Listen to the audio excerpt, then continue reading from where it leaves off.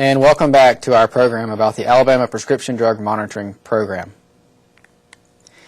The next session we're going to talk about actually working with the PDMP database, getting registered, searching, and how to use the information you find. Specifically, I will talk to you about registering and searching, and Dr. Tim Martin will come back to talk about how to utilize the database. Now, before we jump into using the database, I want to remind you to look just to the side and right there, closely located by the link to this video, are links to PDFs, including a PDF of the exact slides that I'm about to show you, which are going to be a little bit blurry for you on your screen. But I assure you that what you have available in PDF form is the same thing I'm going to show you as we go through these slides. So let's imagine that right now, in late 2015, that the PDMP database is not integrated with your pharmacy management system, and it's not integrated with your electronic health record if you're a prescriber. Now, I said imagine, and you don't have to imagine because that is the reality. So right now you can't actually access the database through the systems you commonly use, so you have to go to a website. So that's what we're going to show you, is how to access the PDMP through the current website format. I don't know how soon, I really don't want to imagine or guess, but I suspect that one day we will be able to access the PDMP as an integrated tool in our electronic health records and pharmacy management systems. I imagine it will be some time, though, before that happens.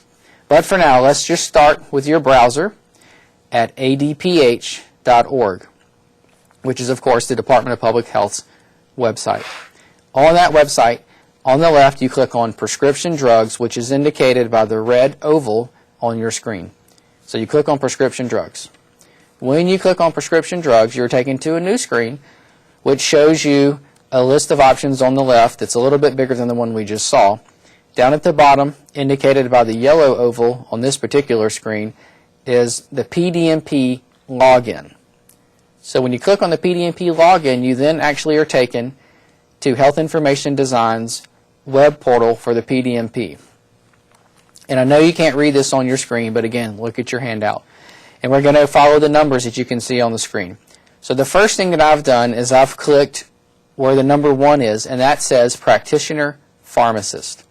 When you click on that, it expands the menu that's below it where you see 2 and 3. Number 2 is a link to the training guide for the PDMP database. So this is an actual training guide that was developed by Health Information Designs. It takes you through each tool and function within the database. It's a more expanded training tool than what we're going to do today, so I want to reference it for you. Again, that's the number 2. That's the Alabama PDMP Training Guide.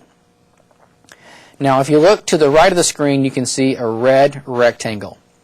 And within that red rectangle, which again is in your handout, it shows you that you need a user ID of NEWACCT, that's NEWACCT, and a password of welcome.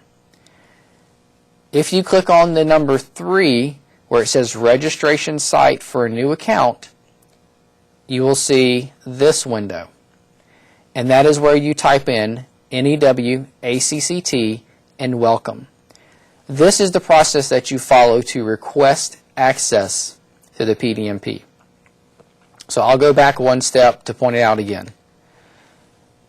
In the red rectangle, it says that your user ID is NEWACCT, which of course is new account. It says your password is the word welcome. Make a note of that, and then you click on the number 3, or the text that the number 3 is pointing to, and a new window opens, and it says that it wants your username and password, and that is where you enter NEWACCT and the word welcome. When you do that and press OK, a request is sent to the Alabama Department of Public Health. That is not correct. When you do that, you are taken to this screen. And in this screen is where you actually enter your information in terms of your name and other credentials that then the Department of Public Health will use to identify you and grant your account. So you enter new account, you enter welcome, press OK, you're taken to this screen, you enter your information, and then usually within 48 hours, you will receive 2 emails from the Department of Public Health that you will use to access the database. So the database, the primary web address is what you can see on the screen. I'm not going to read it to you, but that's the primary web address to actually go to the database. The red oval indicates the login link to perform a query, which is what the term that we use to find a particular patient. So what we're going to do on this, again, this is the primary access point. We're going to click on what's indicated in the red oval, and that says the Alabama PDMP Query Site Login. A new window will open. A new tab actually is what opens. You press Login, which is indicated by the red oval, and then the new window opens that you can see on your screen with the two arrows. This is where you enter the username and password that was sent to you by the Department of Public Health after you entered your information I showed you a few screens ago. So it's a multi-step process. Of course, the primary concern here is to make sure the appropriate people have access to the database. So once you click on OK after entering your username and password, you are now within the database. And what you can see on the top of the screen, indicated by the red oval, is the user management option. So I strongly encourage you, the first time you log in, to go to user management, which is what we're indicating with the red oval, and change your password. The screen shows you, and you'll see it when you go there, the requirements for your password. Just follow those requirements in terms of number of characters and types of characters. Create a new password, and then you'll have something that's unique to you and something that you'll be able to remember. So this, as you can see at the top of your screen, is the main query screen. So this is where you go to actually search for patients.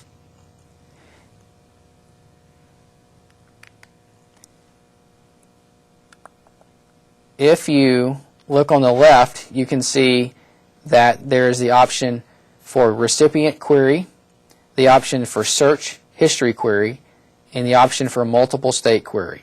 So we're going to go through each one of these sequentially and talk about each function. So we'll start with recipient query. And this is basically what you would do if you wanted to search a particular patient's controlled substance dispensing history. When you click on recipient query, you then see this screen. And you can't read the text, so I'll talk you through it. And we'll just talk about each of the red rectangles. And the first one is where you enter the recipient's last name, and then their first name, and then those are two required fields. So in our example, we're actually using a test patient whose name is Luke Skywalker. And the third row in that first red rectangle is the search method. And there's certain options you can use for how you want to search. It defaults to the fastest search method, which is to search by the last name equaling what you enter and the first name beginning with whatever you enter for the first name.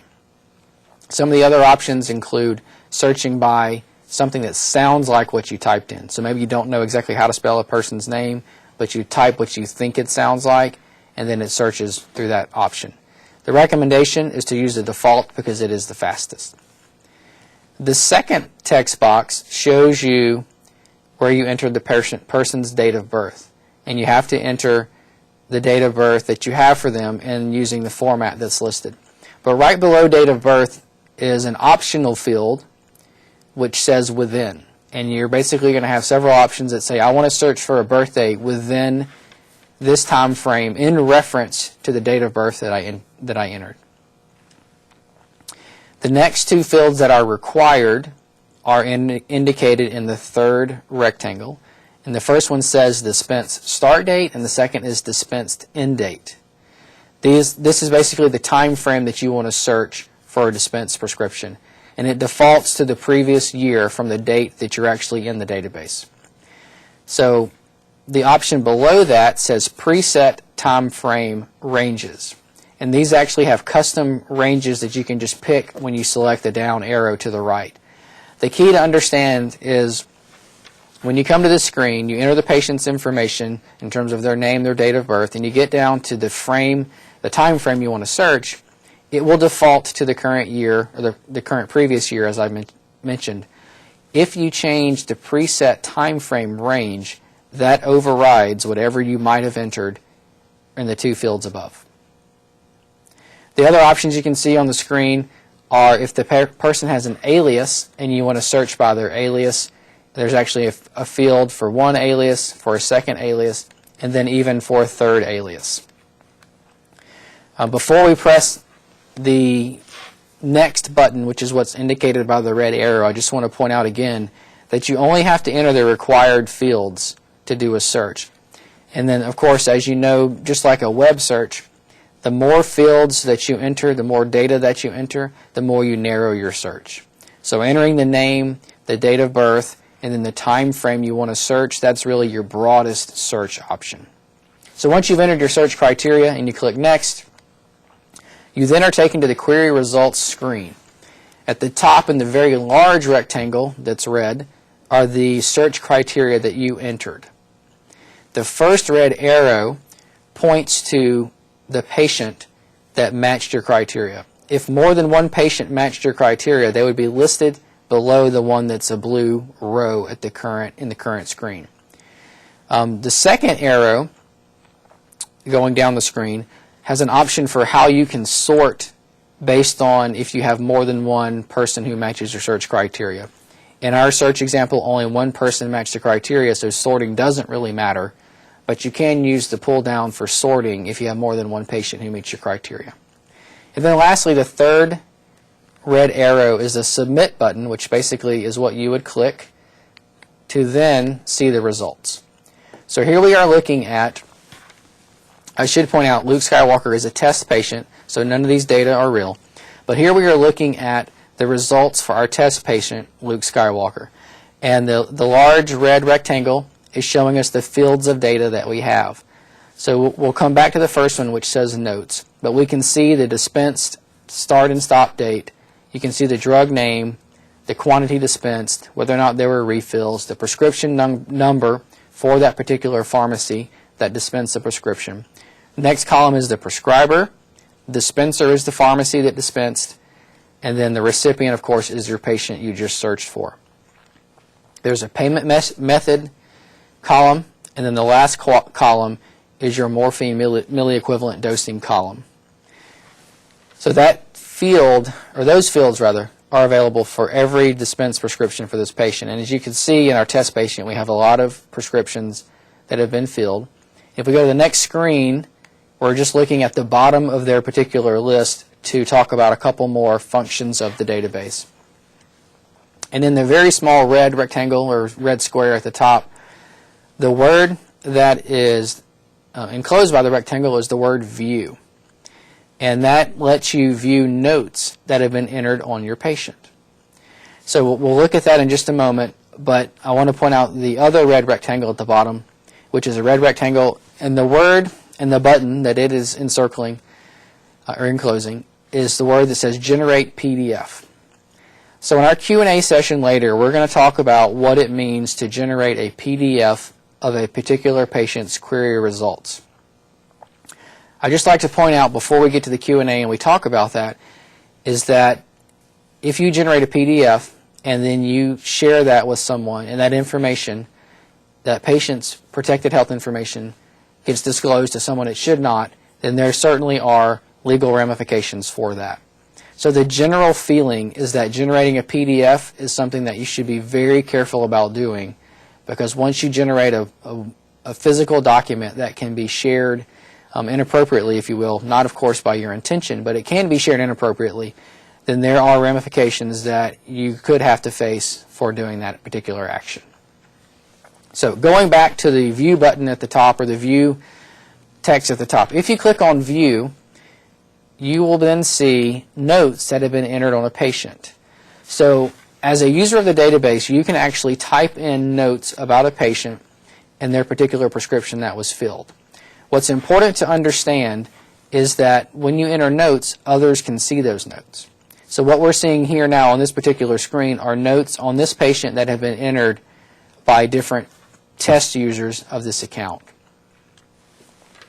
Now, if you actually wanted to create notes on a particular patient, back on the screen where we had the patient's list of drugs, to the left of the word View is a checkbox. When you click on that checkbox, you're taken to this screen, and this is where you actually enter the notes. So the arrow is pointing to the comment field.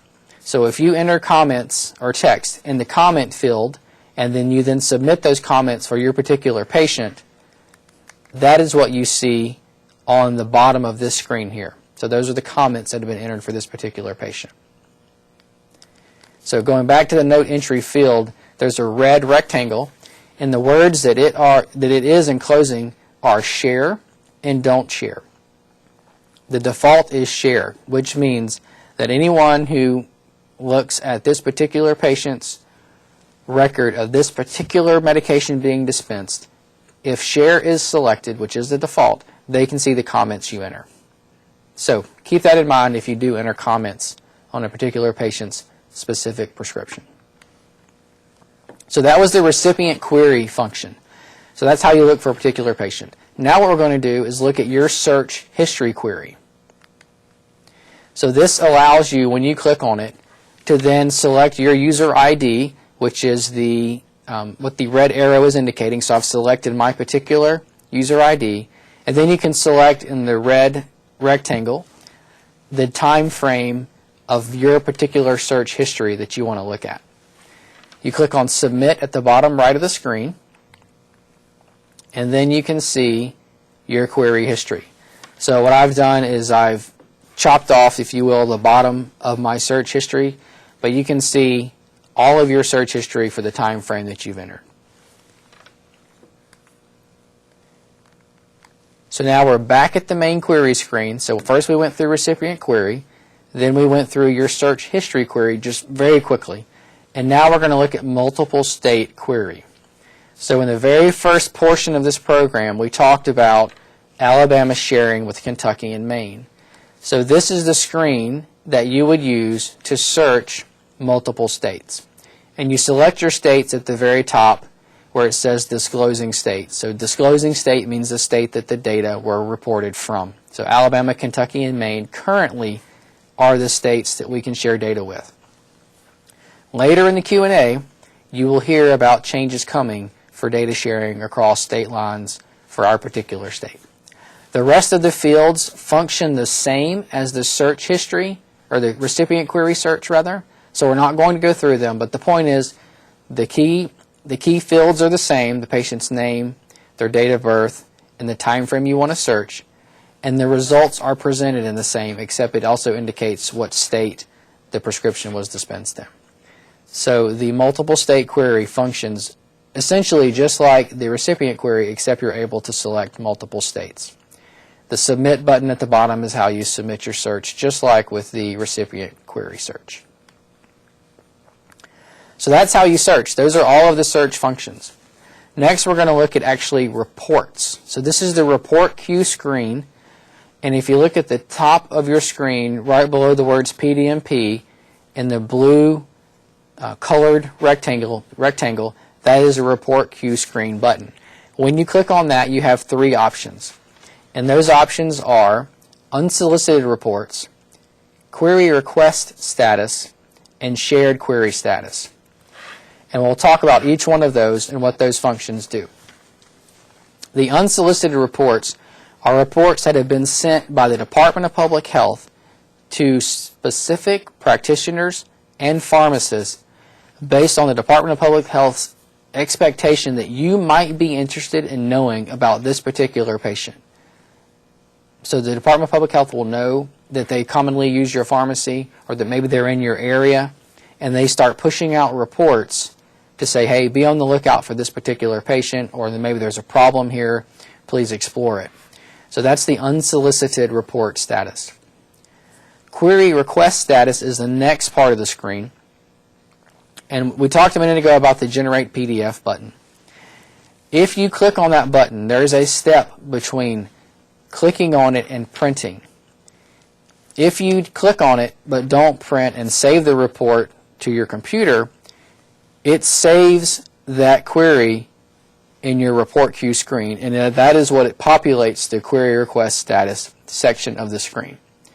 So if you never press the Generate PDF button, then the query request status section of the screen will never have anything for you.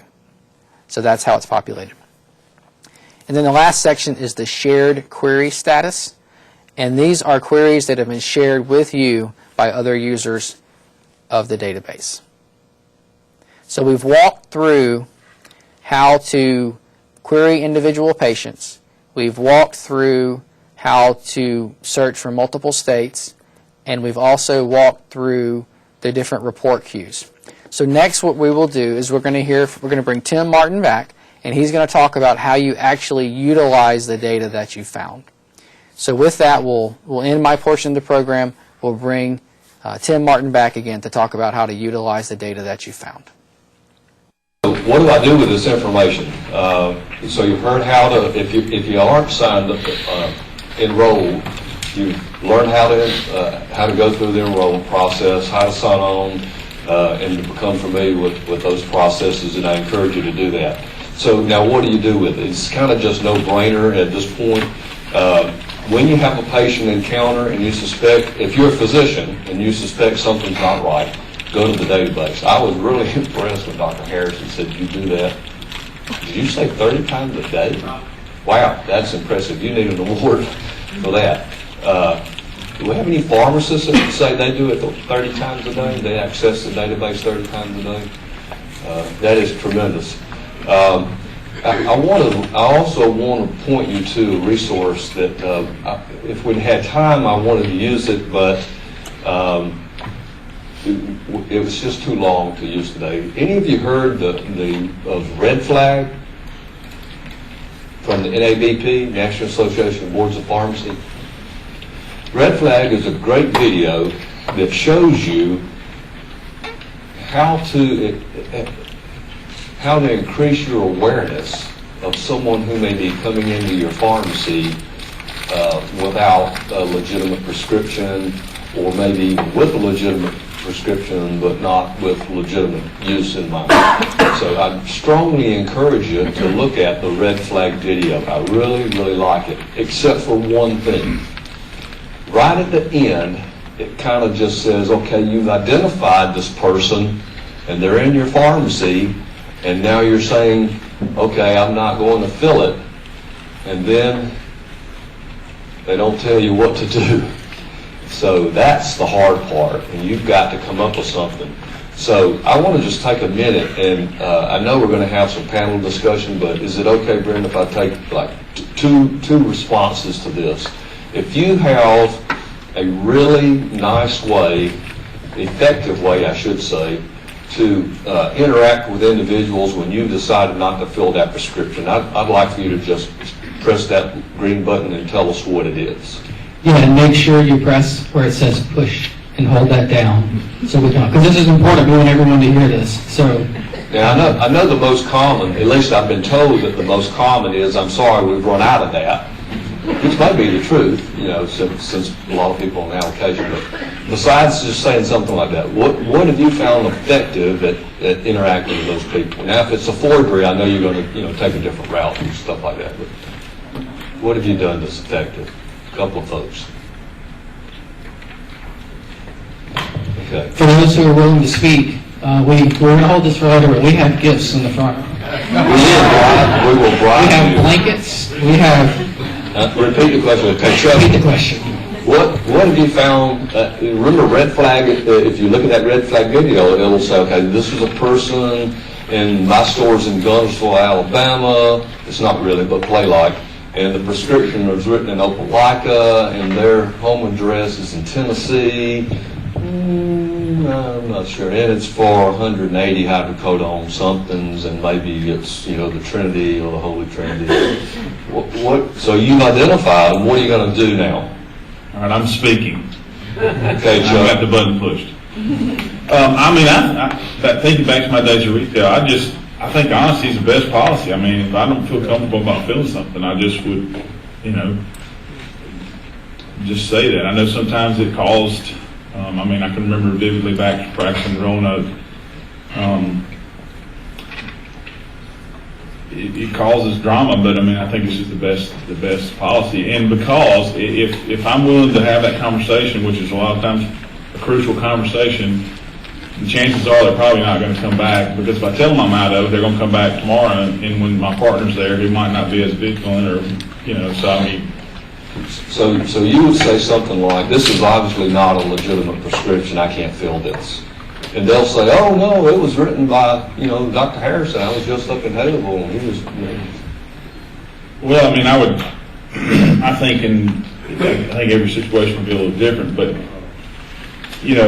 if I'm questioning the address or whatever, I think if, at the end of the day, if I have doubts about the prescription, I have the right not to fill it, and I think that is, if I say, I don't feel comfortable by this prescription, and I'm not going to be able to fill it. you just hand it back. And I hand it back, and that's it. And if they want to argue, that doesn't change mine. So, Chuck, we have a blanket, we have neck pillows, we have umbrellas, we have bags. Which one? I'm going to ask my wife what she wants. Kathy, She wants an umbrella. you want blue or red? Blue. Blue. Okay. Next respondent, please. Was that proper use of the button? Yes, sir.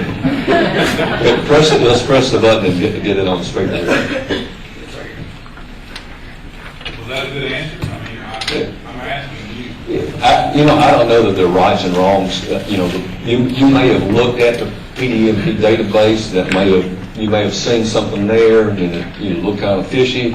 And, we haven't talked about a lot of practical part now. Now, I've done all this, and the script's been written, and somebody's trying to fill it, and it's, and now we're right at the point where we got to make a decision. What are we going to do? And let me get Dr. Harrison's comments, and then we'll come back. I'm not pimping for a gift. I'm slow, but I do bad work. Call me. I don't have voicemail. I got a person. So they'll put you on hold and they'll come get me and I'll answer it right then. And so get me in the loop, close the loop. And if you'll call me, then I'll have a prayer meeting with that patient when they come back. And it's likely that 90% not a problem. 10%, there could be a problem. Can I ask? If that happens, and you call a doctor and he gives you a hard time, then call the Board of Medical Examination. Okay, so can I ask a question to the group? Okay, so Quickly. Okay, I'm just curious, how many people have gotten what they thought was a forgery and just sent it away? Yeah. I mean, I'm seeing hands raised. And knowing what to do, is. So you need some real practical information, like say, I'm sorry, I'm going to have to, ask some questions about this. You try to drag them out, try to get the police there, whatever. If they, they take the script, don't give them the script back. If they leave, go out your front door, get in the car, try to write down the description of the car. Practical stuff like that, we can call law enforcement. But I left this gentleman hanging right over here. It used to be a federal law, I think, at one time, when you refused to fill a prescription, you had a right on, you were going to hand it back. You had a right on there, refuse to fill. In some states that is a law, and Scott, do you know if that's a law in Alabama? I'm not familiar with it if it is. Yeah, that's good. How would you like that if you decided not to fill it? You'd have to make a notation on the back. Why? So if they went down the street, listen, of course they probably got a bag of these things. Pull out. If I could respond a little bit. Yes, sir. I've always had a saying, an emergency is not a good time to be handing out business cards. And so I would encourage you to, when you go back, to call whatever law enforcement in your area and get to know them, and not the dispatch, because law enforcement specialized just like everything else is, and call and ask for whoever works narcotics to come by your pharmacy, meet them, get their car, shake their hand, and then they'll tell you, hey, call me, we'll be here real quick. They may have certain people, they may give you a list, their top 10 people who can be bugging you, but just having that relationship could first ease you a little bit and let you know that just giving them a call and meeting them when you go back, I think will solve a lot of problems, because probably a lot of jurisdictions may do it different. They may say, well, just call this number, or we don't, call the state, or call it, so that way if you have to call the police, who to call. And a lot of times if it's forgery and you feel under duress, if I don't fill it, that they may be violent or whatever, they may say, go ahead and fill it and call us and we'll get them in the parking lot, or talk to them, whatever. But work that out with them now before you go back immediately. That's great. That's great. That relationship, don't wait till the time when you feel like you're having a crisis to do that. And I guarantee you, if you reach out to law enforcement, they're going to want to help you. Yes, sir.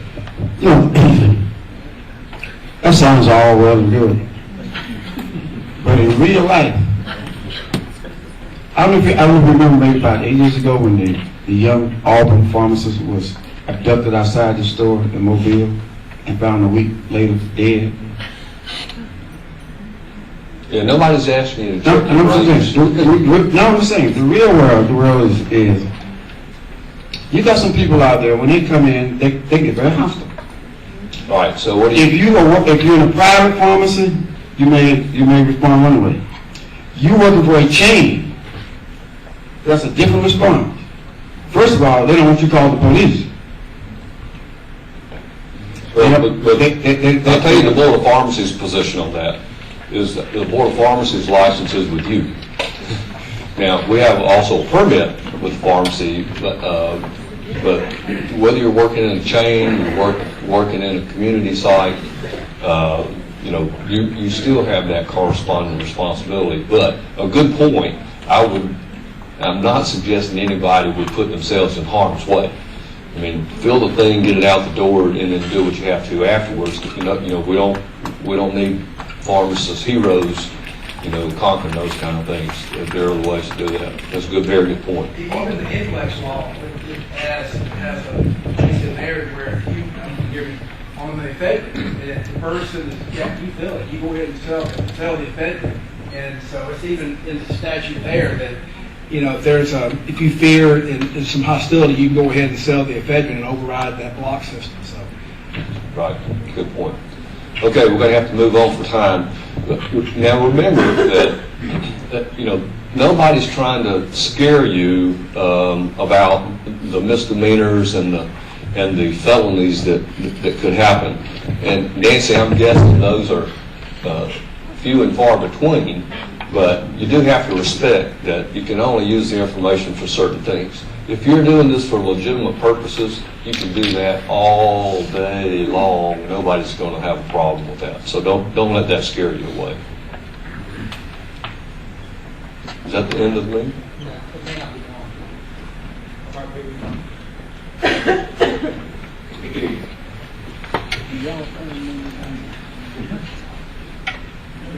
Okay, what should I not do? This is where, you've got these in your handout, so I'm not going to go over this in detail, but if you intentionally make an unauthorized disclosure, there are consequences. If you intentionally obtain unauthorized access, there are consequences to that. I talked earlier about the confidential nature of the information, and finally, the point that I think we've made multiple times today is call the physician. And if this were a group of physicians, I would say call the pharmacist, because that's the only way we're going to get ahead of this is conquering this as a team. These are the people who can access it, and you can read that as easy as I can.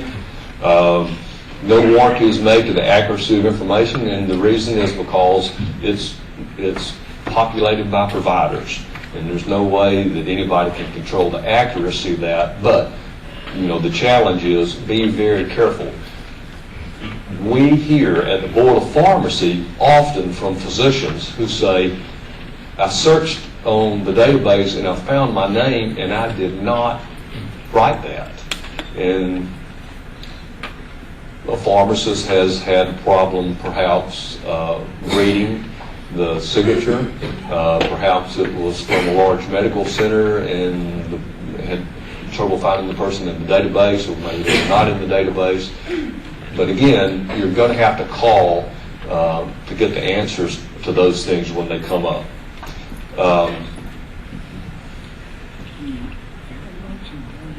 And you can read the rest of that, and I'm going to go ahead and blow through that. The Board of Pharmacy gets a report every 6 months. And it's the list of pharmacies who are not reporting, or the list of pharmacies that the Board of Health believes that are underreporting. Remember earlier when I was talking about the zero reports? Those are getting a lot of attention right now. So we're in the process of making sure all that database is cleaned up. So when that report comes over from ADPH to the Board of Pharmacy every 6 months, and it has a pharmacy listed there, and it says no reports or only a few reports compared to what it should have been, then the Board of Pharmacy is probably going to reach out. The Board of Pharmacy can, at that point, ask you to come to a hearing, and we would look at it from that perspective. Same thing, I'm not exactly sure how the BME does it, but I'm guessing it's a similar process. In this final part, since I work in a hospital, I don't see these DUR letters, but I understand, I just confirmed this with Nancy a few minutes ago, that these DUR letters do go to prescribers and to dispensers whose patient has visited 6 or more prescribers or dispensers in 1 month. Now, the message is to you pharmacists out there who are not seeing this report, you need to know it's going to your pharmacy. Okay? So there's somebody in your pharmacy getting this report, and you need to be asking for it. Tell them you need access to it. And if they won't give you access to it, then give us a call and we'll try to encourage them to give you access to it. Thank you, Dr. Martin, for providing us your perspectives on how to use the data that we find in the PDMP. Our next presenter is John Felton, and he's going to actually talk to us about how to put data into the PDMP. He's a client manager at Health Information Designs for the Prescription Drug Monitoring Program. His responsibilities include customer education, supporting practitioners, pharmacists, and software vendors, and providing training, all as it relates to the PDMP. As Brent mentioned, I'm with HID, Health Information Designs. I work as a client manager for the PDMP system. HID is the nation's largest vendor for PDMP systems. We host data for about 18 different states in the country, Alabama being one of our first and our beloved clients of all. So what you're looking at here now, Brent introduced earlier, was the public PDMP website for PDMP. When it comes down to dispensers and uploaders, that's where we're getting the data from. We're getting it from the actual dispensers. We actually use a simple rule when we talk to dispensers: garbage in, garbage out. So what you send us, we can only run certain clear things to clean up the data. We can't actually change the data. We have to take it for what you're sending. As a dispenser, you have three primary ways to upload data to the database. One of those ways I'll start with is a chain. As a pharmacist, a lot of you may not even know this takes place, but on a chain level, they actually dial into their systems of each location every night, and they actually pull down the PDMP reports that's needed. In the state of Alabama, that is a daily reporting requirement, so it happens every night. Their system is able to dial in, filter out the controlled substances, and they actually submit that report to HID.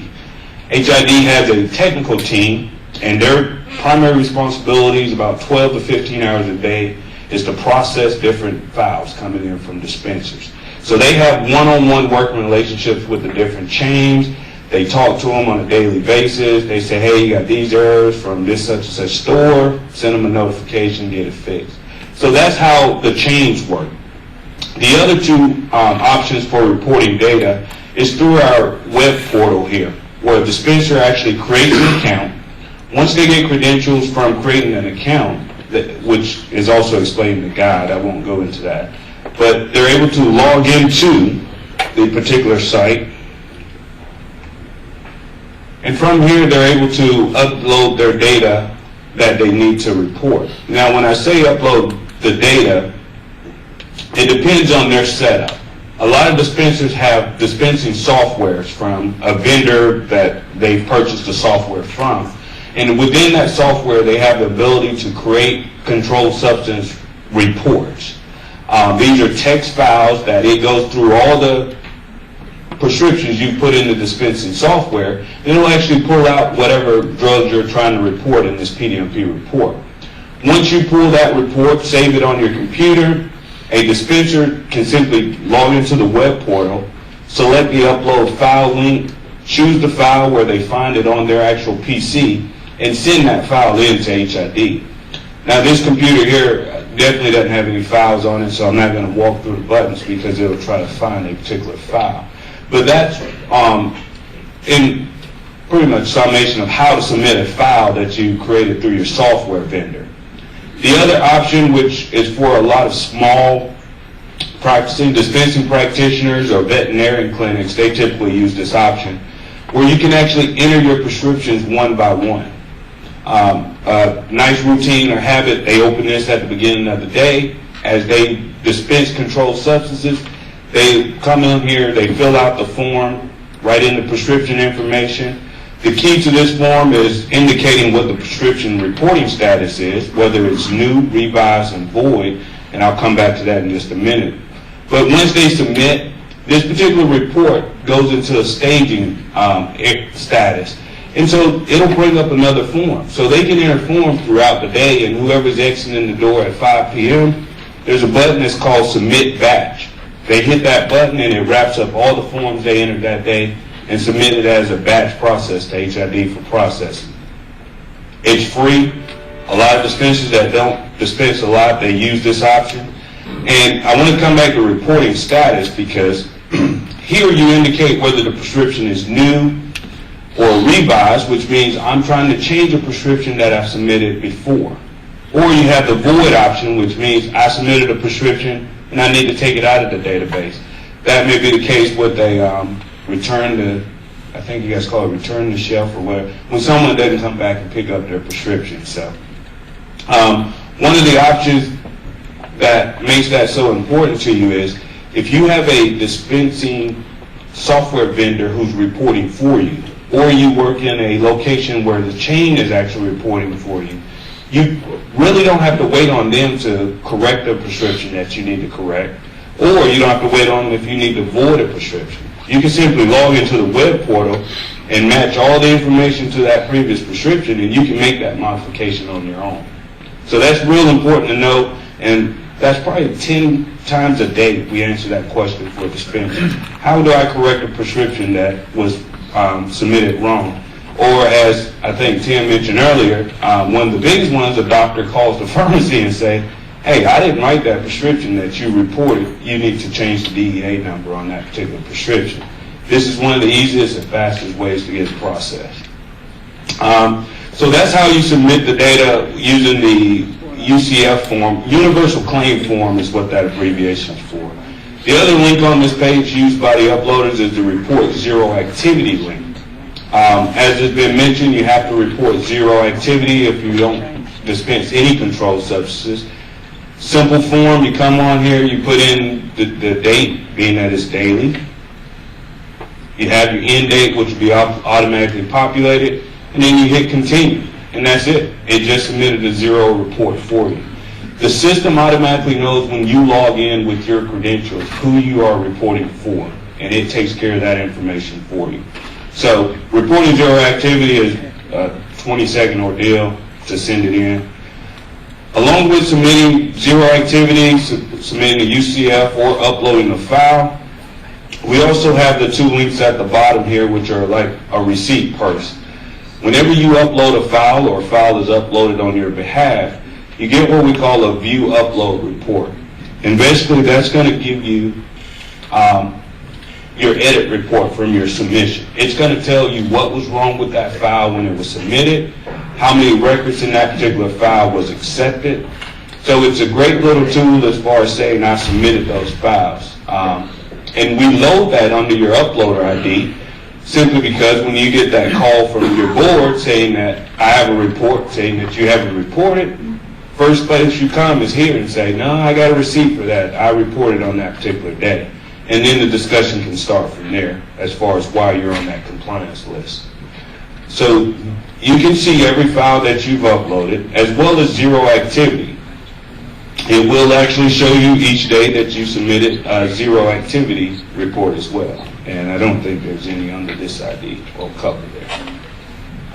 So from the dispenser upload portal, we give you the ability to report zero activities, a universal claim form, upload a file, as well as having receipts of your files you submitted in zero activity. The other key component on this screen is the modify upload accounts. That particular feature gives you the ability to change contact information for the dispensers. It's very important that you keep that updated if you do have an uploader account for the PDMP, because any communication that the Alabama Department of Public Health sends out, it's going to whatever email address or contact person is on that account. So it's very good to keep that information updated from time to time. When you're uploading a file, one other thing I wanted to cover was you get a series of errors back. So anytime you submit a file to the PDMP system, we have all type of edit checks on that file. Certain fields, we check what the value is that you put in there, meaning days of supply. Days of supply has a limit of 180 before it's going to flag it. So if you put in 360 days on a day's supply, our system will flag it and say, hey, you might want to double check this. This doesn't sound quite right. So when all those edit checks go against the file that a dispenser submit, it gives it an error level if there's errors in the file.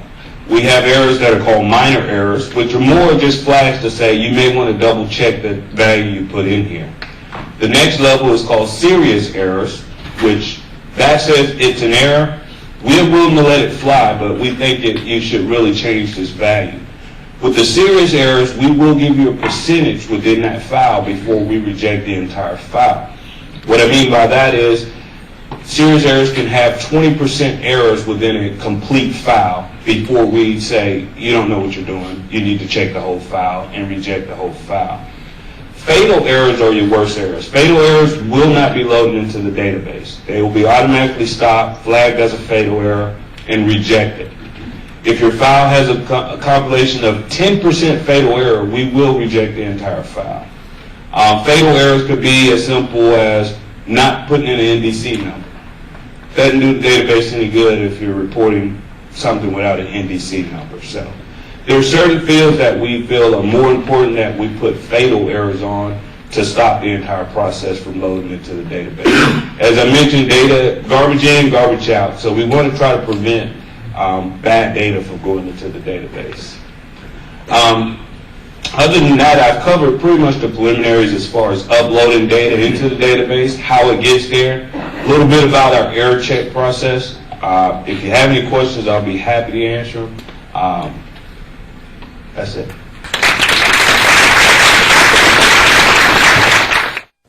Thank you, Mr. Felton, for providing us information on how to actually report to the database.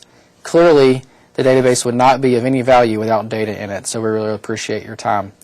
Next, we're going to hear again from Tim Martin, and he's going to talk about a couple important points related to the DEA number and patient information in the PDMP. So let's bring Tim back. Why would you want to be sure that the information is correct, aside from all the other reasons that you just heard?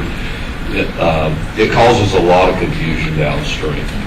And we're trying to get to the point where when you access that information in the database, or when that physician accesses that information in the database, you can have confidence that that information is right, and whatever decision that you're about to make, you're making it on good information. This is a number that if you don't already know, you probably want to write it down. It's in your material. It's actually the HID number, and if you have any questions about the technical aspects of it, because I know you just thrown a lot of information in a short period of time, this is a number you want to keep handy.